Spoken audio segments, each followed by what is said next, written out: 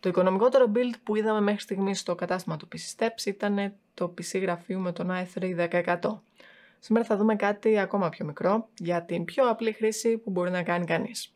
Αυτό πρακτικά σημαίνει office, browsing, social media, ταινίες, home theater PC, ίσως χρήση NAS, ίσως να θέλετε να το χρησιμοποιήσετε για διαδικτυακά μαθήματα αν είστε μαθητές και φοιτητές, αν και πρακτικά τελειώνει σύντομα η σχολική χρονιά. Το θέμα πάντως είναι ότι το PC που θα δείξουμε είναι και το μικρότερο που προτείνουμε. Θα το βρείτε στο e-shop μας, έρχεται έτοιμο και συναρμολογημένο.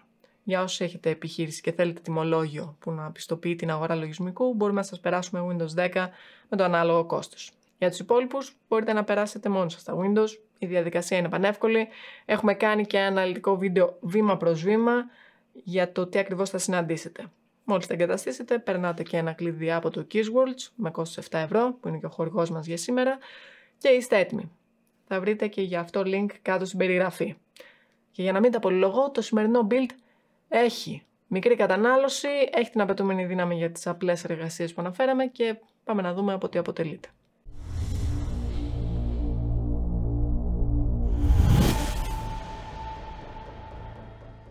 Λοιπόν, την επεξεργαστική ισχύ αναλαμβάνει ο Intel Pentium GX400 και τα χρήματά του είναι αυτή την περίοδο μάλλον μονόδρομος σε αυτό το budget. Ανταγωνιστής του από την πλευρά της AMD θα ήταν ο Athlon 3000G αν δεν είχε διπλασιαστεί η τιμή του. Πλέον τον βρίσκουμε πάνω από 100 ευρώ, οπότε τον αποκλείουμε αναγκαστικά χωρίς δεύτερη σκέψη, γιατί πολύ απλά σε αυτά τα χρήματα θα παίρναμε i3 με διπλάσιους πυρήνες και threads. Κάποιοι ρωτάτε συνέχεια γιατί ενώ στο βίντεο που είχαμε κάνει πέρσι για αγορά επεξεργαστή προτείναμε σχεδόν στα πάντα AMD και φέτος βάζουμε στα build μας Intel. Γιατί πολύ απλά δεν ακολουθούμε τυφλά καμία από τις δύο εταιρείες. Πέρασε ένας χρόνος, κάποια δεδομένα άλλαξαν και πλέον αυτήν τη στιγμή η Intel είναι το VFM. Του χρόνου μπορεί να γίνει πάλι η AMD. Έτσι πάνε αυτά. Θα ήθελα να κάνω ένα αναλυτικό βίντεο για το ποιον επεξεργαστή αξίζει να αγοράσετε αυτή την εποχή, οπότε γράψτε μου κάτω στα σχόλια αν θα σας ενδιέφερε σαν θέμα. Πίσω στο θέμα μας, για μητρική πάμε σε H410 chipset που είναι και το φθηνότερο για το socket 1200 της Intel. Συγκεκριμένα σε αυτό που έχω δίπλα μου είναι η MSI H410M-A Pro, αλλά ανάλογα με τις διαθεσιμότητες ενδέχεται και να αλλάξει.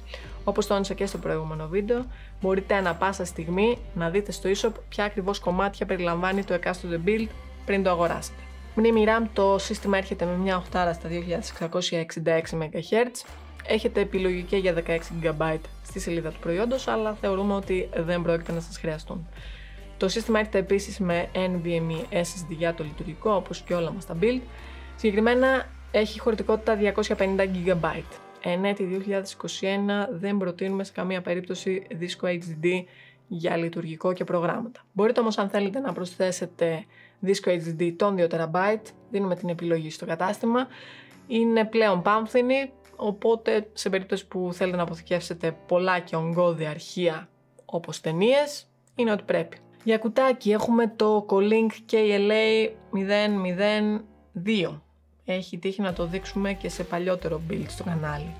Πρόκειται για ό,τι πιο απλό θα βρείτε σε κουτί. Η θέση για το τροφοδοτικό είναι στο πάνω μέρος, δεν έχει ιδιαίτερο χώρο για cable management από πίσω, αλλά είναι αρκετά ευρύχωρο ώστε να χωρέσει δίσκους και οτιδήποτε άλλο ενδεχομένως να θέλετε να προσθέσετε στο μέλλον. Για τόσο απλή χρήση πραγματικά δεν χρειάζεστε τίποτα παραπάνω. Το τελικό κόστος του build είναι στα 389 ευρώ.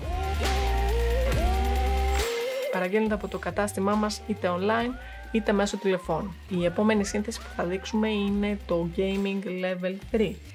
Αν δεν θέλετε να το χάσετε, κάντε ένα subscribe, πατήστε το καμπανάκι και επισκεφτείτε το κανάλι μας τακτικά, γιατί αν περιμένετε από το καμπανάκι, ζήτω που κάηκαμε. Μέχρι τότε, τα λέμε.